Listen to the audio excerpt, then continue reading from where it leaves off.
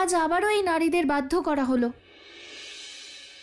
রিমা, যখন তোর শাদী হয়ে যাবে তখন তুই বুঝতে পারবি যে শাদীর পর পরিস্থিতি কতটা পাল্টে যায়, সমাজের চাপ বেড়ে যায় আর তুই কারোর বউ হয়ে যাবি। কিন্তু এই দৃষ্টিকোণই পাল্টাতে হবে।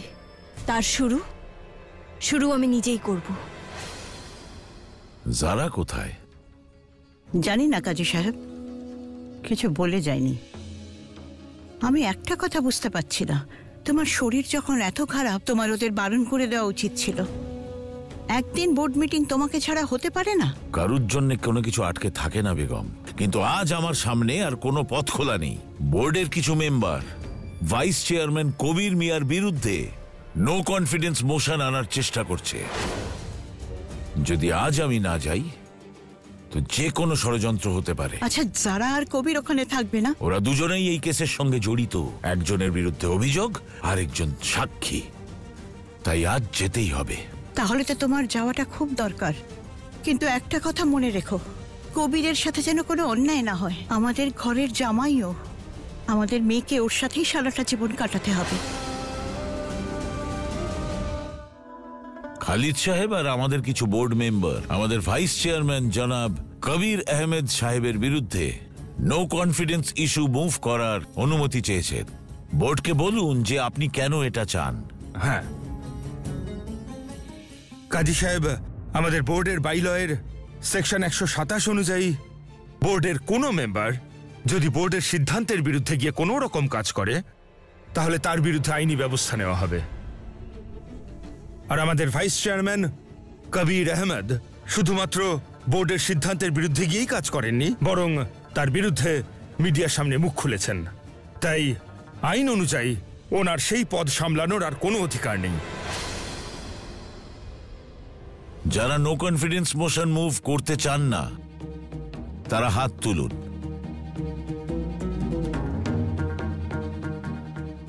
এবার যারা মোশন মুভ করতে চান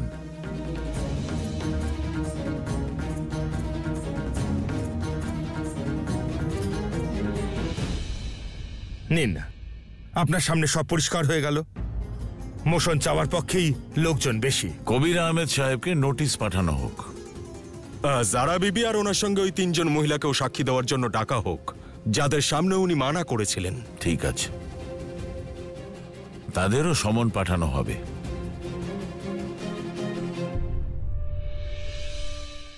শরিয়া বোর্ডে কি হলো? কবিরের বিরুদ্ধে ব্যবস্থা নেওয়া হবে আর যারাকে সাক্ষী দিতে হবে। আর তুমি এসব হতে দিলে? শ্বশুরের আদালতে জামাই আসামি হয়ে দাঁড়াবে আর সাক্ষী দেবে মেয়ে?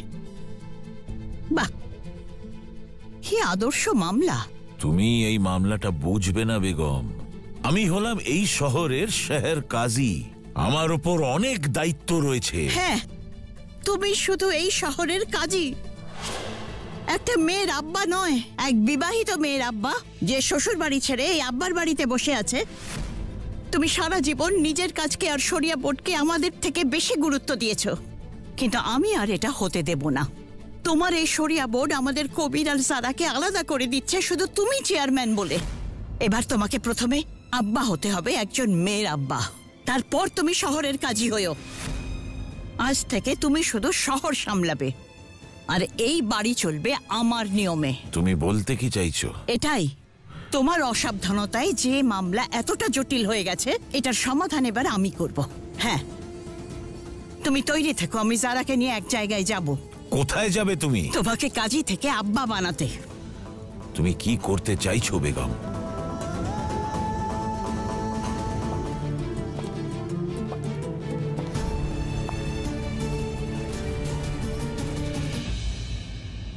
আব্বা, মহিলাদের মসজিদ যাওয়া নিয়ে মাশহুর স্কলারসদের কি মতামত একটু শোনো।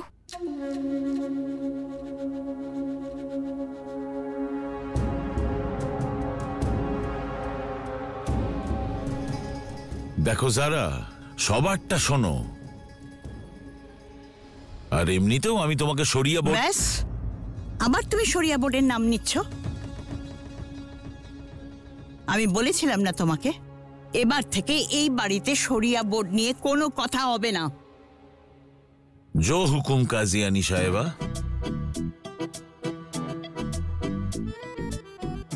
মা যারা, যাও তৈরি হয়ে নাও, আমরা এক জায়গায় যাব। না আম্মি, তুমি আর আব্বা চলে যাও না, আমি কিছুক্ষণ শোবো। আর আমার গলাটাও কেমন যেন করছে। দিনের বেলা পেঁচারা ঘুমোয়, মানুষ নয়, রাতে ঘুমোবে। যাও তৈরি হয়ে নাও। দেখো যারা, আম্মির হুকুম না মানাও এক রকমের গুনাহ। ঠিক আছে ঠিক আছে, জো হুকুম কাজিয়ানি আম্মি। আসছি। যাও। আজ তুমি দেখো, আমি সব ঠিক করে দেব। আজ সেটাই হবে যেটা অনেক দিন আগে হওয়ার ছিল। বলো মিরাজ, ঈদের কি প্ল্যান? ভাবছিলাম যে আজকেই বেরিয়ে যাব, কিন্তু এখানে হঠাৎ কিছু কাজ চলে এসছে, তাই ভাবলাম যে এখানকার কাজগুলো সেরে নিই, তারপর রাতে যে কোনো সময় এখান থেকে চলে যাব। যদি কোনো সমস্যা না থাকে তবে এবারে ঈদে আমাদের সঙ্গেই থাকো। হ্যাঁ, ইচ্ছে তো আছে, কিন্তু আবু অসুবিধা তো হবে না, কারণ মিরাজ মিয়া তোমাকে বলেনি মিরাজ আর বিবি নীলোফার আমাদের সঙ্গে ঈদ পালন করবে? এ তো খুব ভালো কথা। আপনারা যেটা বলবেন আমি তাতেই রাজি। আবু, কিছু জরুরি কাজ আছে আমার আর মিরাজের, আমরা একটু আসছি। আল্লাহ হাফিজ। দাঁড়াও কবির, হ্যাঁ আম্মি? তুমি কোথাও যেতে পারবে না, তোমার সঙ্গে দরকার আছে।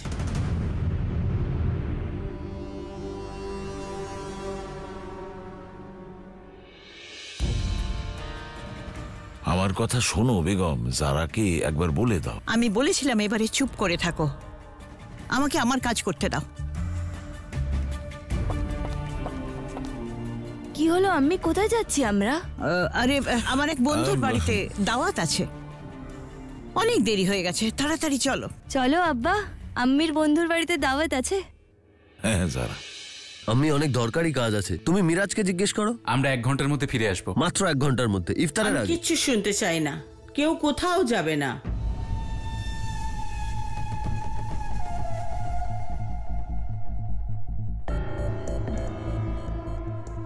আব্বু অনেক জরুরি কাজ, তুমি একটু বোঝাও। কবির, এই ব্যাপারে আমিও কিচ্ছু করতে পারবো না। আব্বু, আজকে তো তোমার আম্মি আমাকেও বাইরে যেতে দিচ্ছে না, জানি না কি কারণে।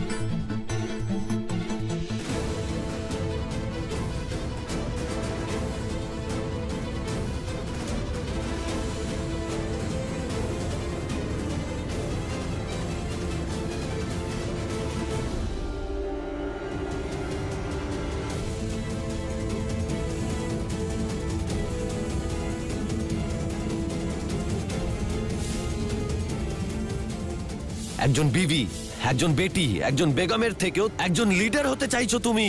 যতক্ষণ এই ডিবেট চলবে যারা, তুমি এখানে আমি ওখানে, আলাদা আলাদা ঘরে, আলাদা আলাদা ছাদের নিচে।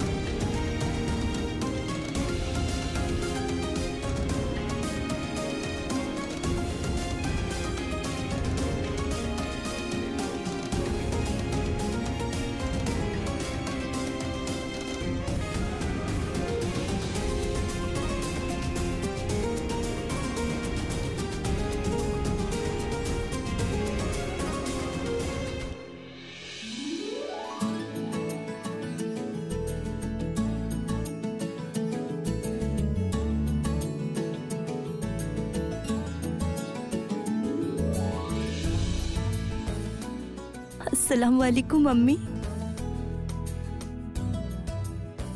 ওয়ালাইকুম আসসালাম যারা, ওয়ালাইকুম আসসালাম। ঘরে ফেরার জন্য তোমাকেও অভিনন্দন আর আমাকেও। ভাবি, আমি তোমাকে ভীষণ ভীষণ ভীষণ মিস করেছি। যদি ভাবিকে এতই মিস করেছো, দেখা করতে আসুনি কেন?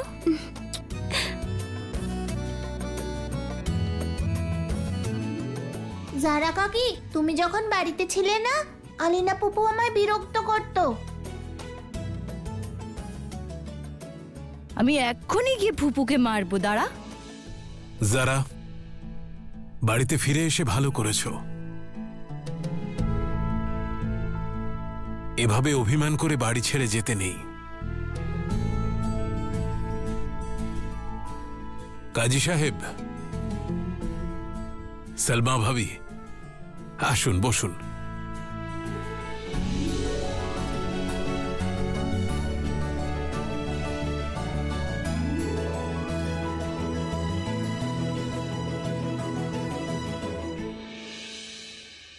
অনেক অনেক ধন্যবাদ।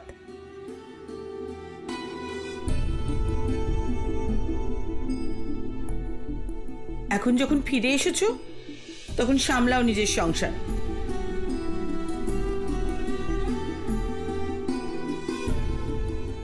আমি তোমাকে আর ফিরে যেতে দেব না। আয়শা বোন, নিজের বাড়িতেই এসছে যখন, তখন তো আর ফিরে যাবে না, তাই না যারা?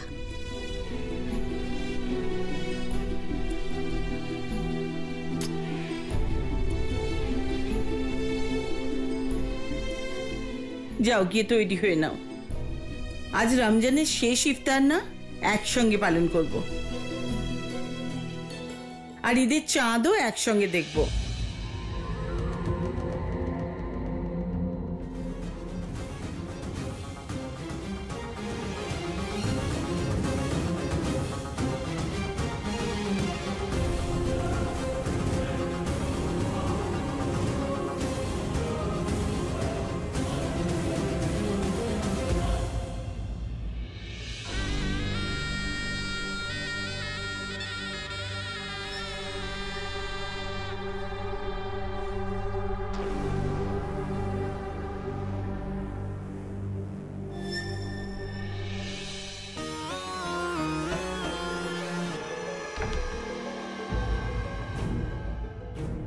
সালাম আলাইকুম দাদা, কেমন আছো তুমি? তুমি এখানে কি করছো?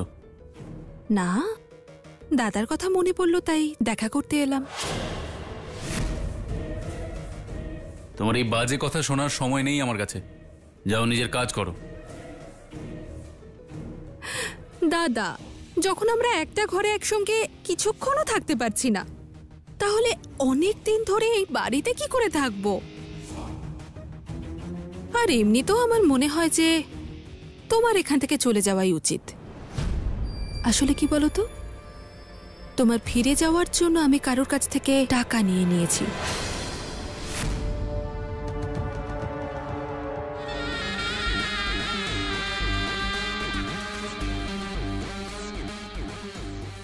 কত টাকা পেয়েছো তুমি? কেন, তুমি কি ফেরত পাঠাবে? ডাবল করে দেব। আরো টাকা ইনকাম করতে চাও? কি কি করতে হবে আমাকে? বাইরে যা কিছু চলছে তাতে নজর রাখো, আর তারপর আমি তোমাকে বলবো যে কি করতে হবে। ঠিক আছে।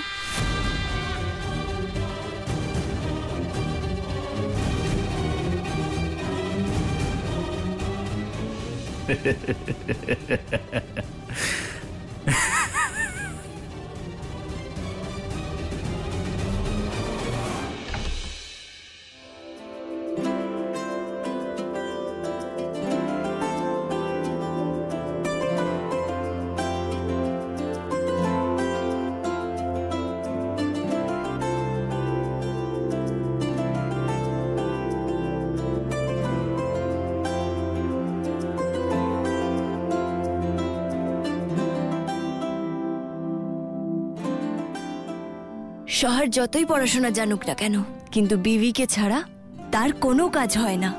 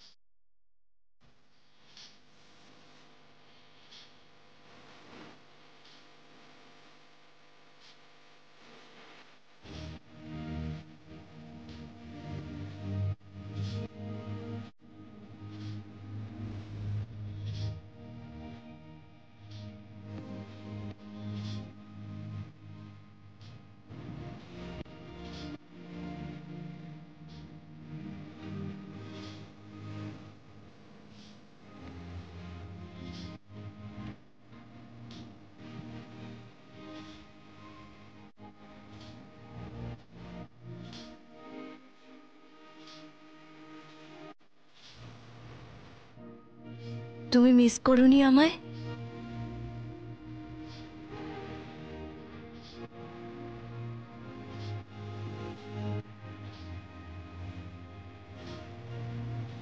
মিস করার জন্য তো ভুলতে হয় যারা।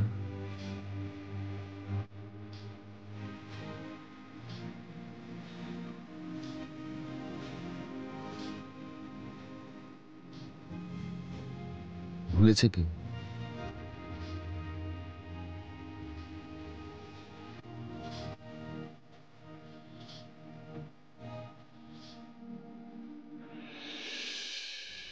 আমি এটা ঘোষণা করছি যে যতদিন এই কেস চলবে ততদিন কবির আহমেদ আর জারা আহমেদ মিয়া বিবির মতন থাকবে না।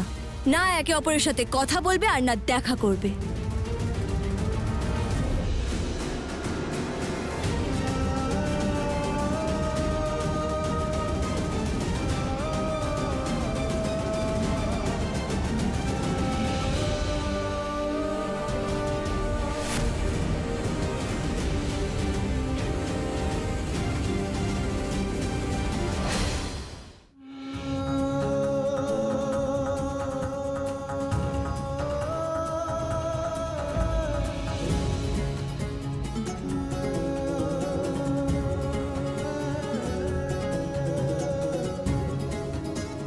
এটা কি আব্বু?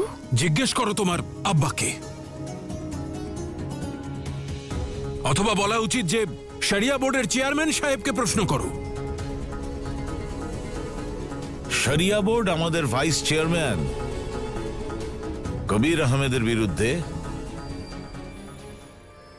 নো কনফিডেন্স মোশন চালানোর অনুমতি দিয়েছে।